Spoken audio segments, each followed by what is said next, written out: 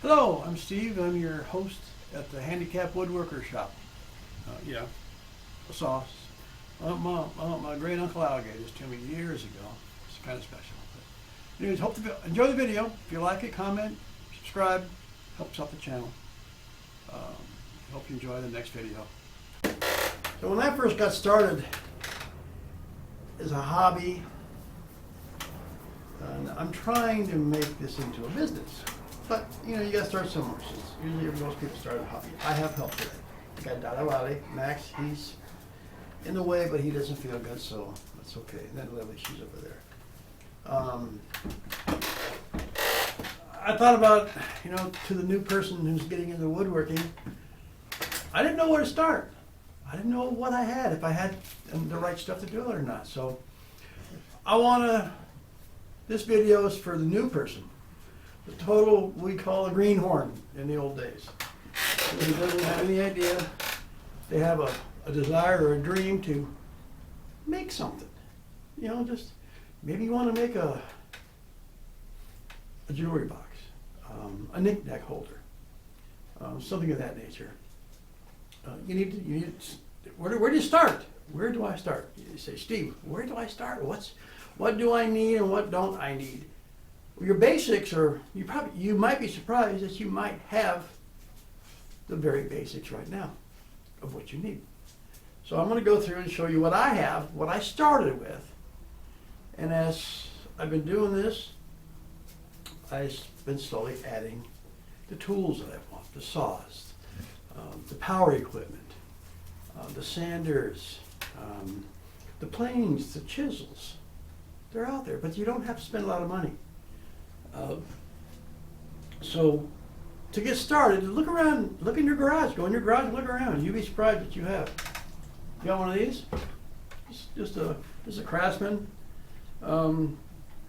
sawmill skill saw, okay?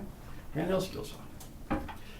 Seems like everybody's got one of these, and you can find these at your local pawn shop or thrift store for pennies on the dollar. Or go buy a brand new one. This one's got a quarter to it. You know? The battery don't go dead on it. You got that. If you got one of those, well, you can cut up most anything. And I got a little trick I can show you. I'll be showing you later on about.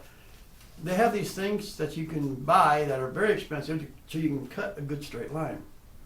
Well, I found a shortcut for that, and I'll share it with you later on. Your next thing that you might want to consider, you don't need it, but it's a jigsaw. This is a Skill handheld jigsaw, and yes, it's plugged into 110. The battery don't go dead on it. I've used this a lot for different things. So far we got a handheld skill saw, jigsaw. There's a multitude of blades available for these things. Do this. You're going to need a drill. This one I've got, and I do have, and I'll show those later on, but I have the battery powered ones. But this one is, again, plugs into the wall. Never goes dead, doesn't lose power. You're not halfway through a drill and the battery goes dead. It always works. One of these, jigsaw, skill saw. You got it covered. You can do just about everything with this. The one thing that you need, you're going to have is a tape measure. Okay. I have learned that you need, when I'm working on a project, I use the same tape measure throughout the entire project, because occasionally these end pieces they're loose for a reason. When you push them in tight to a wall, it moves in the slack and takes up the distance of the piece here. If you're measuring some, and you go like that, and it slides out, so it compensates for whether you're pushing or pulling. Okay. This one is a 16 footer, and it's 3/4 of an inch wide. This is why I keep this one on my bench all the time. My favorite little one I use for whenever I'm doing anything is this 6-footer Milwaukee about a 1/2 inch wide. I use this all the time. These are my two go-to tape measurers. You know, I can measure, pop it up here, 1.5 inches wide. This, and it's got a little clip, so I can hook it to myself. This is the basics. If you've got this here, you've got a place to, you got tools to build something. You can cut wood, you can drill holes, you can use this to make corner cuts. So that's the basics. Next, we'll talk about sanding and things of that nature. I'll show you what I got for that. So, hang on. We're gonna.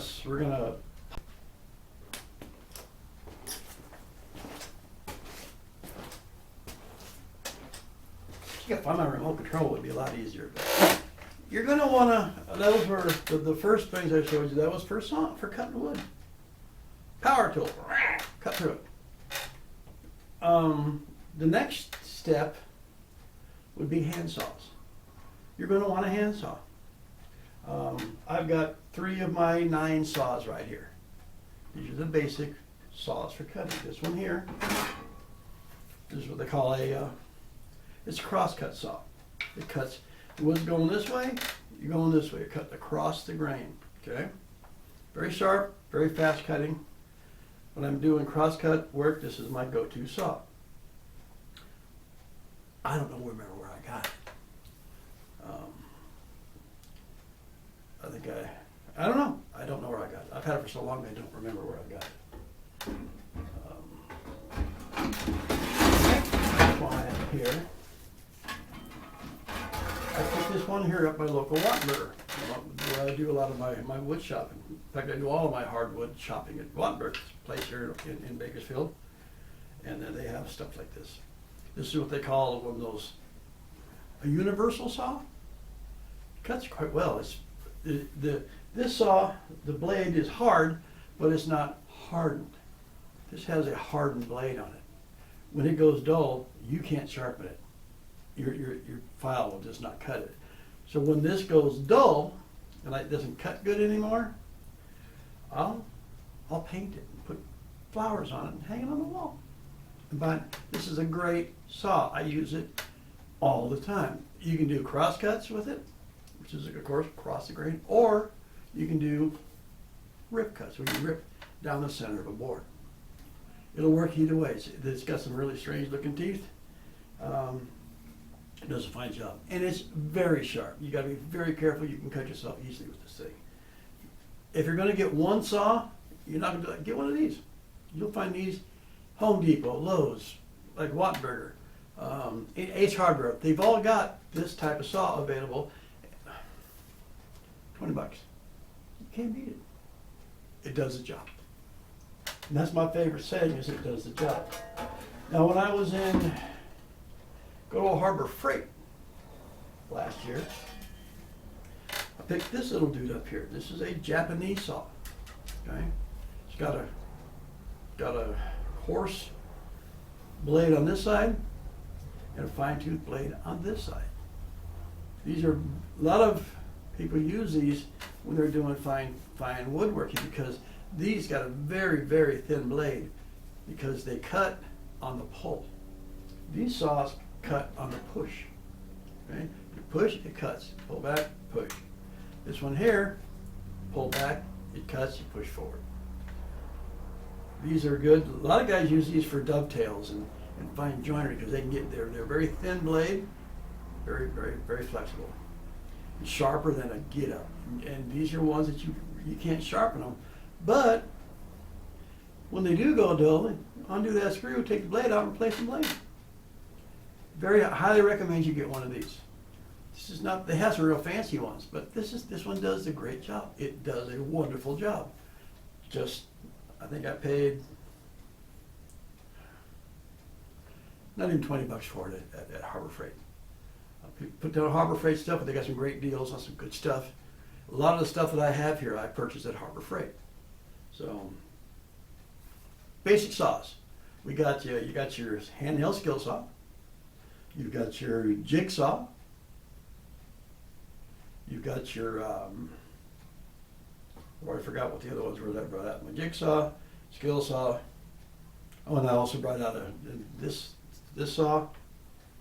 This is a universal saw. This is a crosscut saw. My next saw purchase will be a dedicated rip saw that I can rip right down the length of a board. The one I want is $106. I'm waiting on that, but this does a good job. This one here does a good job on rip cuts. I've got 2 of these. I've got several. Well, I'll show you my saw rack later on. So for now, what we got is 3 saws. You only need one, just one, and this. Get that one right there, the universal one. It's always sharp. And when it gets dull, you throw it away, or do what people do and sand them down and paint them.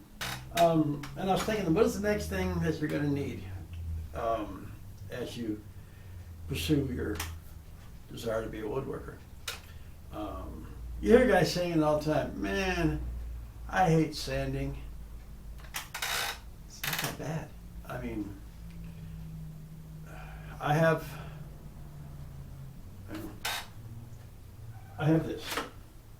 This is a Bauer sander, Harbor Freight. It was $30, I think, is what it was. So it's called a random orbital sander. It has the sandpaper that sticks on by a Velcro belt loop hook. You know, does a fine job. It's got a little exhaust here. I'm working on now trying to find the right size fittings so I can hook my dust collector up to it. So, because it gets dusty, but I'll get one of these at Harbor Freight for about $20. They're not expensive. I bought this one online, trying to be cheap, a tightwad. Yeah. It's called a high spec. Spins like a crazy man when you first turn it on, but when you start putting pressure on it, it stops. Very low power. I still use it, but I'm more careful on my pressure, you know. But and I'm trying to find a way to hook a hose up to it also. Would I recommend it? No. But you know, the price is right. It was under $20. So I got 2 of these. I'm going to sit this one over here for right now. And then go back to the old-fashioned way of making things smooth and pretty.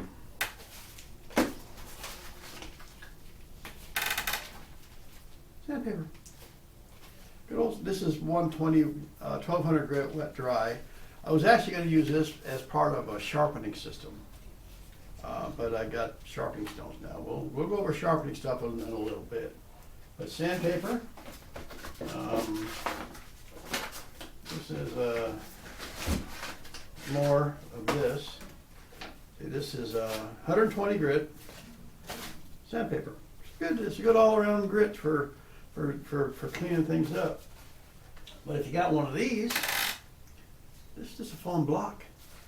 Take this, wrap it around.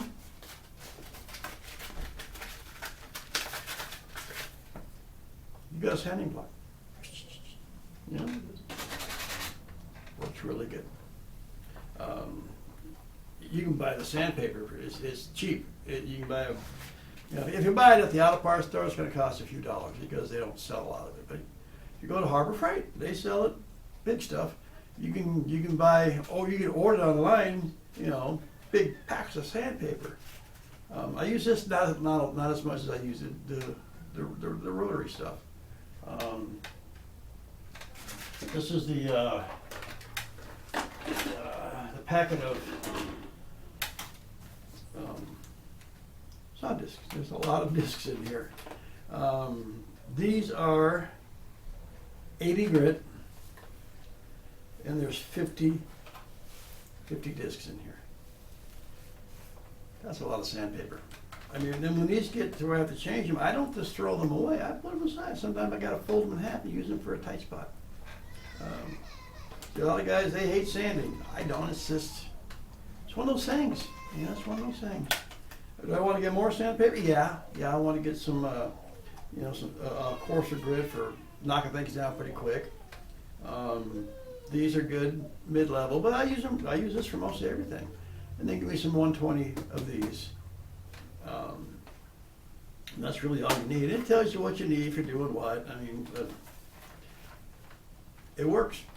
It gets the job done. Oh, I found these. About this is I believe these are jigsaw blades. They come in a packet. This one here's got a whole bunch of them. These are thick metal, 1/8 to 1/4 inch, high-speed jigsaw blades. I think I bought them for some steel project I was working on, but they work on wood too. So, but you can get these probably at 7-Eleven. They're everywhere. Got a kid screaming outside. We got, let's see. So that's basically the sanding stuff. So you got your block, paper, your DAs. I don't have a belt sander. I don't have anything like that. I try to plane most of my stuff smooth and then just use the sandpaper to clean it up. So that, how much you sand, it's up to you.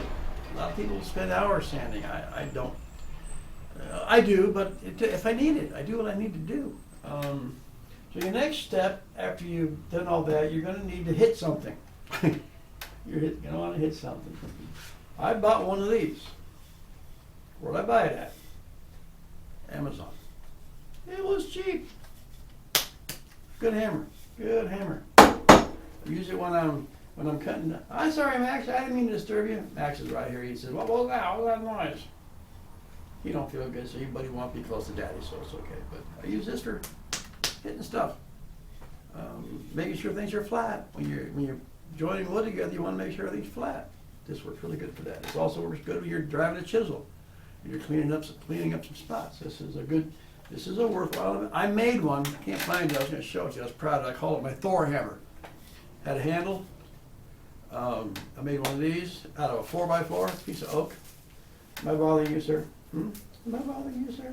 Oh, all right, am I? I'm out of here. You're making a bunch of noise. He's dying, but he's my boy. So these are handy to have around. I have a dead blow hammer that I keep close by. You can see I've used it. It's bent, but I use it a lot. I use it for a lot of things here, you know. Does a good job of smacking something down.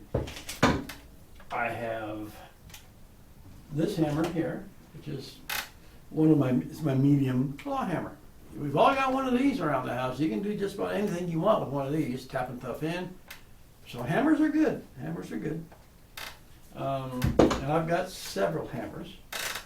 This is a gift or an inheritance from my great uncle Al.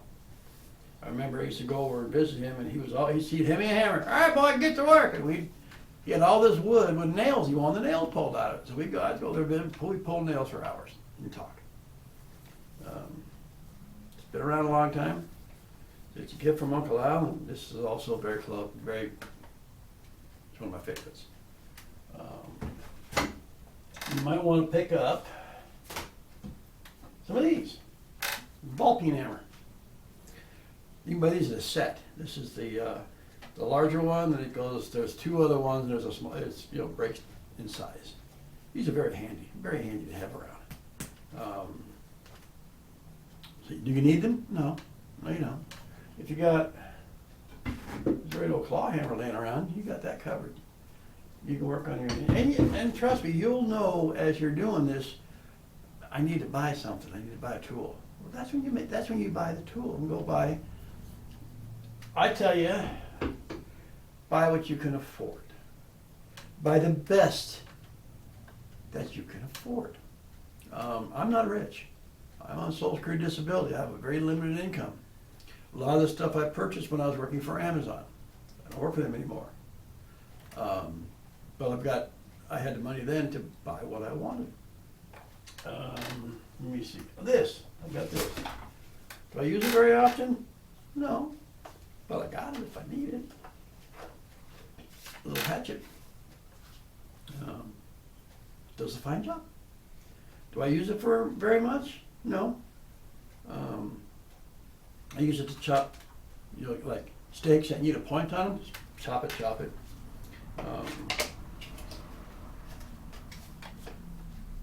Did I need it? No. Did I buy it? So yeah, little hatchet. I've got it's over there somewhere, but it's one of those mouse type sanders, and these are the saw. They're the sanding blocks for them. I use this because this, with a point, you can get right in the corners and stuff. Very handy. So I have 3 power sanders. I found another one of my tapes. This one here is metric and English, you know, American measurements, and then it's got the metric. I like the metric when I if I can work with the metrics and measuring wood, because you can get right down, you know, 12 is 4 3/4, but if you can get right down on the button, and it works. It's a good little rate. I have 4 or 5 tape measures. Do I need 4 or 5 tape measures? No, but let's see what else we got here. I think that's about it as far as banging on stuff goes. So we will put this stuff away and trying to think what would be next for the average. Well, probably a workbench. I'm going to show you my workbench over here next. Because you should have one of those. You need something to do your, I call these my implements of destruction. Well, you need to have some place to put your stuff to work on it. So I'm going to show you that next. A few things I want to show you before we go over to the bench. This is not really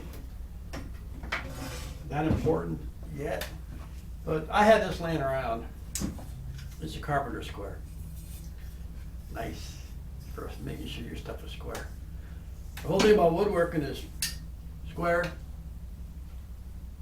flat, you know. So one of these, if you have one, awesome. I wouldn't run out and buy one right away. You may want to eventually, but for right now, I have one. I just want to share it with you. Honestly, I don't remember where I got it. This here is, I've mentioned my Uncle Al several times. He used to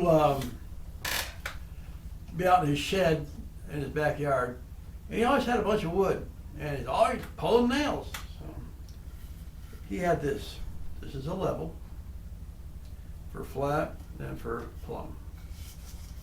Made out of wood. It's a beautiful little thing. There's something on that says who manufactured it, but I can't read it. Anyways, one of these. Do you need a level? No, but you know. This is a regular, an Empire.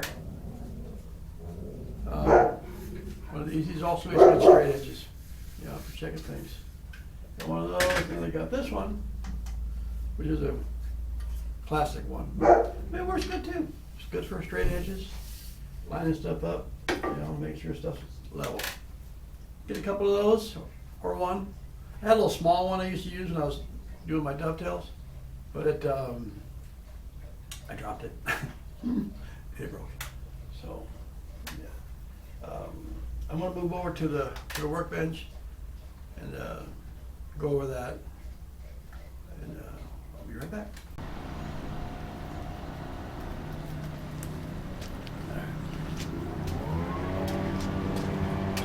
You will eventually need a workbench.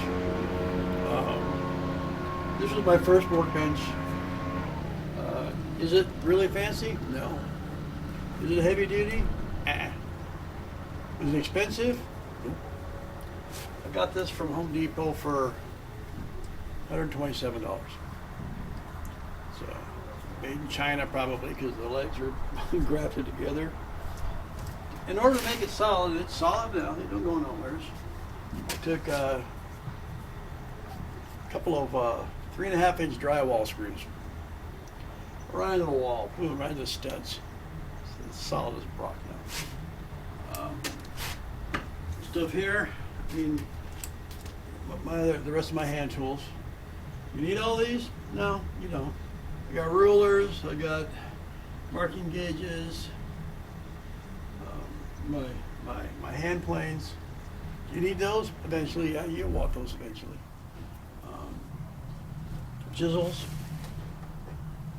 These are my bench chisels. I use them for whenever I'm doing something to cut something up. I've got a pair of real nice chisels on my joinery bench. This got a nice drawer for holding stuff. I keep this here for when I'm doing dovetails. I use this for chopping out the areas on the dovetail. This right here. Dovetails. Put this down on here like this. Grab the appropriate chisel. Like this. Take your hammer. Boom, boom, boom.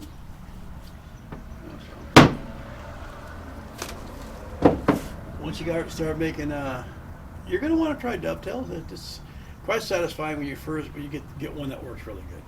And so, but yeah, I got a lot of stuff here. This device here, pocket hole jig. Got a drill in here. Goes into it. Chuck this into your drill bit. You set the depth with this. And it goes down in the holes and drills out the hole of the wood for you if you're in pocket holes. Don't let pocket holes scare you because people say, oh, that's not real woodworking. Well, there ain't no law that says you have to do it the way they do it. You do whatever works for you. I've used them several times. I don't use them on everything, but pocket holes come in very handy. They're very, very strong when you do them correctly. Did I spend a lot of money on this? No, but it does the job. I got my hammers up here, coping saws, squares. Down here, I've got machinist squares. I keep them down here nice and safe. In here. Another hammer that I picked up for doing fine tacks and stuff like that, small stacks. Did I need it? No, but I wanted it. I'm working on some wood projects here, taking wood and laminating them together, two pieces. These are two separate pieces of wood. Planing them smooth, gluing them together. Now I'm going to use them for making a jewelry box for somebody. And I'm going to use this for the outside of the box. Have that one there, and that one there, working on. I saw this device here from the Renaissance Woodworker. He has these, he uses these. They fit into the holes. There's 3/4-inch holes in the top of the bench for stuff like this. And this is a plane stop. Put it down here like this, drop it in the hole. Then you can take it, like say this was a piece of wood I was working on. Put it up against the plane stop. Grab one of your planes, your plane, I pretend this is a plane, you know.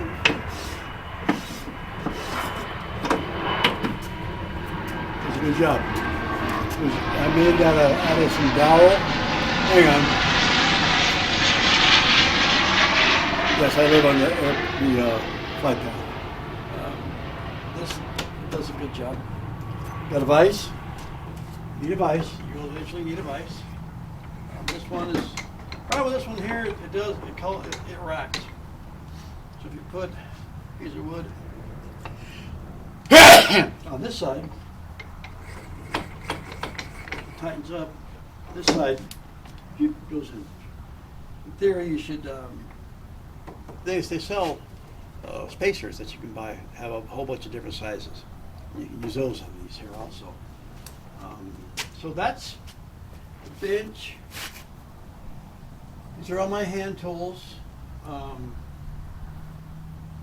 See it, hacksaw, chisels, files, squares, rulers, fret saw, just the stuff that you would need for laying stuff out. And of course the top of the workbench has the stuff to catch all your junk.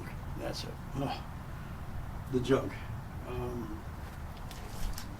So next we will go and look at power tools.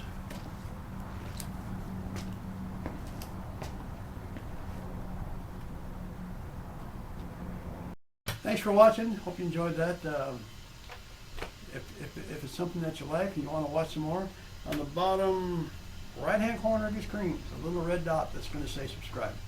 Just punch that button and you'll subscribe to the channel.